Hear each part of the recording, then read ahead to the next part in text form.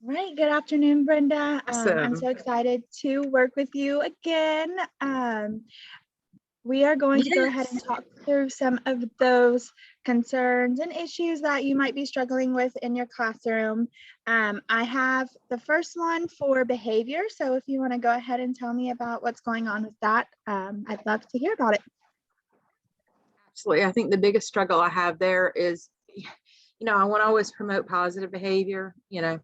and I used Class Dojo for that last year, but I did not use a clip chart. Now, to be honest, all the other first grade teachers did, all the kindergarten teachers do, the second grade teachers do, third through fifth, they don't, they just use Class Dojo. And I just wanted to I just have an aversion to clip charts, but I know that I know I need to do something.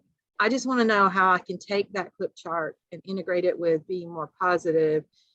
I just don't want everybody going, Johnny's so bad. He's always on red. I don't want kids going home and saying that to their parents. Mhm. In my experience as a parent and as a student teacher, and even sometimes in classrooms where I collaborated, when I was a special ed teacher. So I'm trying to figure out how to transition myself into being okay with the clip chart, but at the same time, making it something more positive. Yeah, so I definitely actually am right there with you. My whole school has a school-wide flip chart, and I have it up in my classroom, but I have never used it. So I think I would be able to kind of help you and give you some suggestions on what I do that seems to work for me, because I definitely agree that that clip chart kind of can feel like it's too public, Yes, that's my yeah, problem. Is it's it's like so public. shaming them. So Yeah. with like dojo, even if I pull dojo up, the kids can see like each other's points, but they don't know if Johnny went shopping at the cart when the cart came around two days Mhm. ago, or if Johnny's saving and that's why he's got so much more than everybody.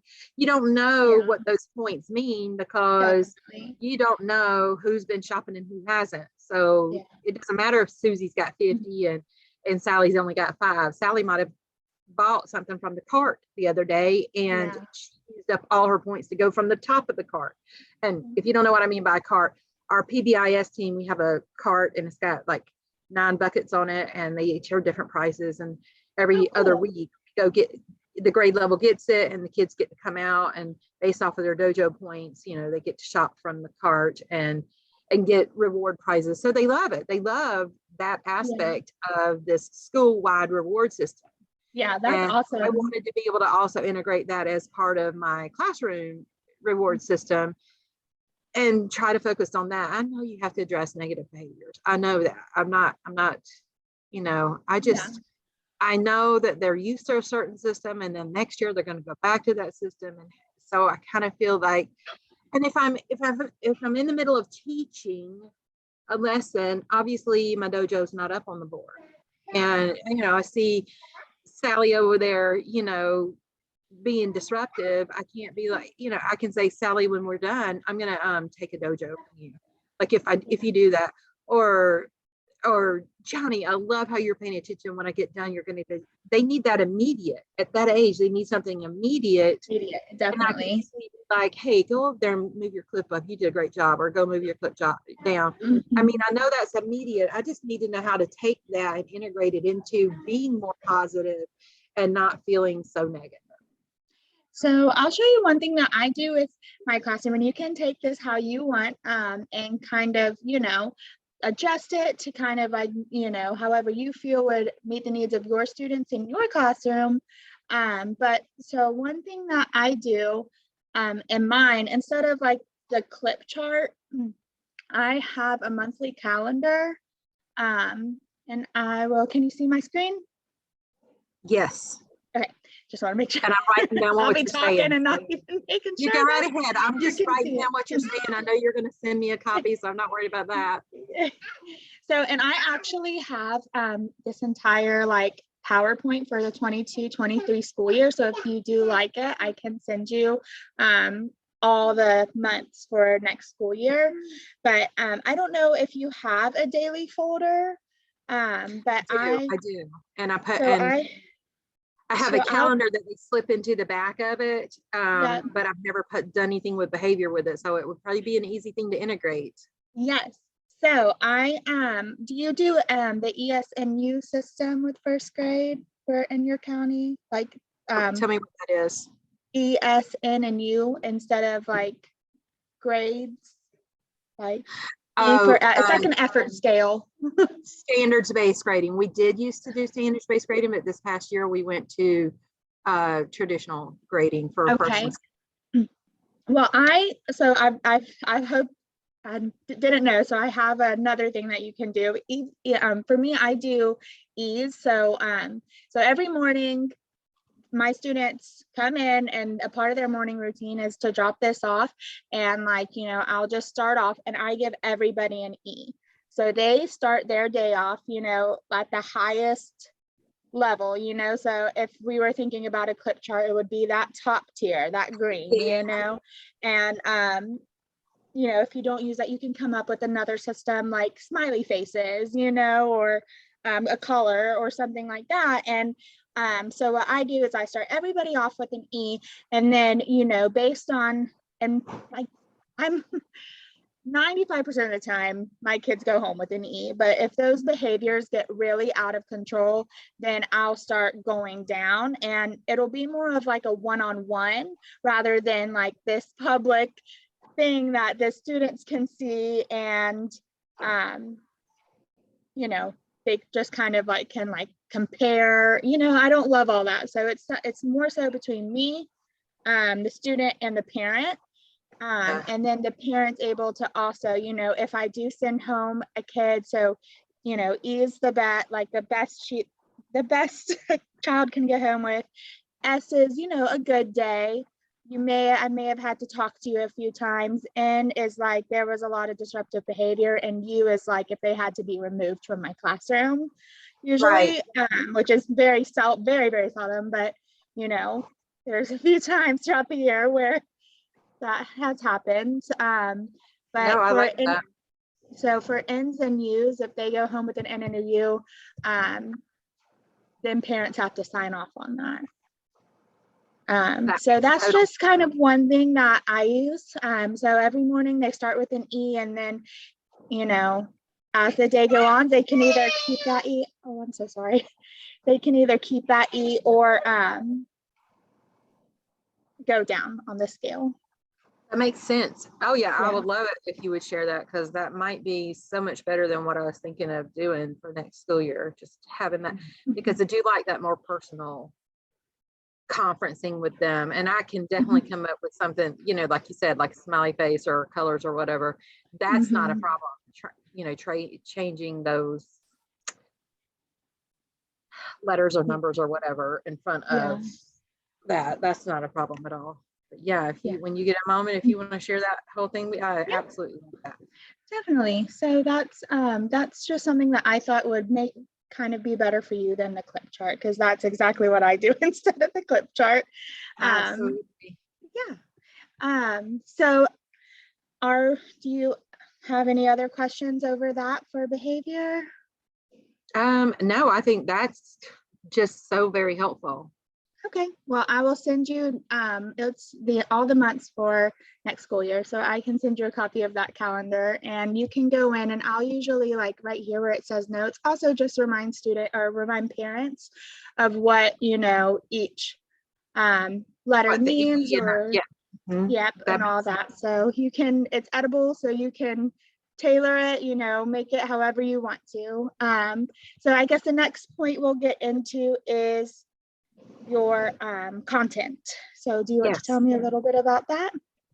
One of the things that was so frustrating for me at the beginning of the school year, it was new to me. We use Saxon Phonics, and it is a scripted program, and it pretty much follows the, I do, we do, you do type of, but it covers all the aspects of, phonemic awareness and phonics that, the students need to learn. So, I mean, it's a good program. It just does not work in a 50-minute window. So, each teacher that's done it has kind of cut and paste the way they want to. My principal has taught it in first and second grade before when she was teaching.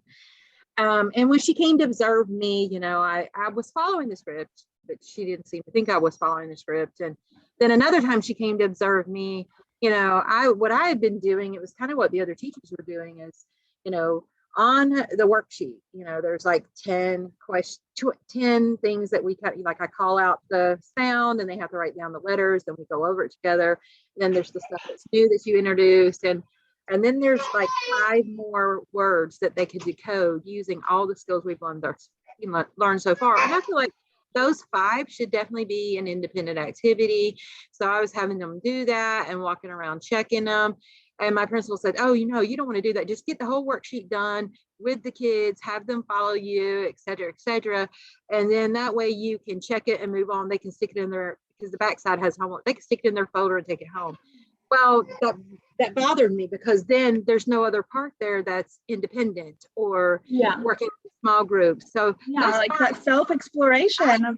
Totally race through that. I can race through that entire I'm sorry, I'm getting an alarm here telling me. But I can totally race through that scripted thing, and we could be done in 20 minutes, no problem. And they could copy everything I do. But then you're cutting out that part where they're going to get to learn and practice on their own. And so that's where I just want to know, well, what can I do with giving them that time to practice on their own, those skills besides for homework? Because when they go home for homework, they are either not knowing what they're doing, or they got parents that don't know what they're doing, or someone's done it for them. So I'm not a big fan of homework because I think the only kids that do homework and learn and grow from it are those that have the supportive families that know how to do it. Otherwise, you've just got kids home and reinforcing incorrect skills. Yeah. So, I guess that's where I'm at. Like, how can I make that more efficient and effective for me? The phonics, having that time for them to practice independently outside of what's happening in that script. Yeah. So I'm going to go through quickly what I kind of thought about for you with the phonics. So one thing that I do, and I also I actually have not done, so I'm going to be completely honest. I'm like, this is one of my main goals to do this upcoming year, but I did student teacher the teacher that did this and I loved it. So I'm like really trying to get together things to do this, but basically it's just morning work, phonics bins or like word study bins. So what this teacher did is she basically had different bins.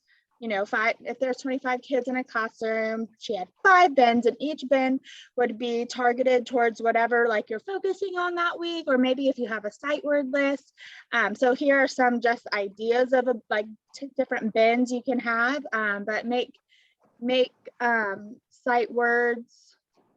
Build sight words with pom-poms. They can have their little pom-poms, build the sight words with those. Rainbow sight words, which is where they have their list of sight words and they write their sight words with different colors, and it's just like interactive and fun. If you're focusing on digraphs, I spy digraphs, so you can have pictures of objects that begin with, sh or sh, or, different digraphs, and students must say the word aloud and then decide, oh, that begins with this digraph. Just different fun, like quick, easy, bins that students can come in, grab one, and then go to an area of the room and just start working. And so her rule was that, she didn't assign certain kids to bins. It was just like, okay, once 5 students get to that word work bin or that phonics bin, like nobody else is allowed. Obviously, if you have a group that needs more of that structure, you can just assign groups for that week. But that was kind of my thinking, to maybe just get in that extra time.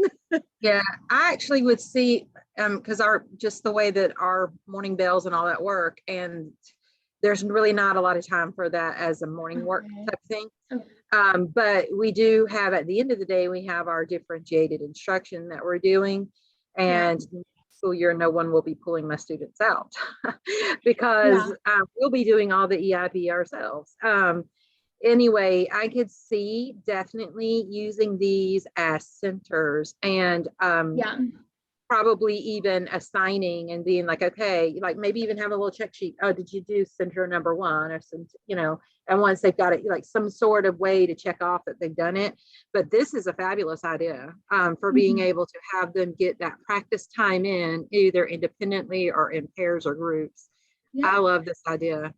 Okay, For perfect. sure. And like I said, yeah, even if you don't have that time during morning, during that, differentiation time, or whenever you have like, just like, during bus call, even if they're, if they can handle it, they can just go quietly, grab a bin and like work, just to get that more like hands-on phonics and not just, feeling like you have to give them the answers, because I know how that can be too. And I hate that the administration said that, but that's a different story for a different day. I cannot even believe it, but yes, for sure. Okay. Well, I look forward to talking to you again, Okay. Addison, in a little bit. And I know you're going to cut off this video, but I know that it's going to take a minute for it to finish like doing its thing before you can log in. So I'm not stressed. Don't be stressed. Okay. Sounds good. Well, thank you so much, Brenda. And I hope you were able to gain something out of this. And I look forward to speaking with you in just a few minutes. Thank you so much. Thank you.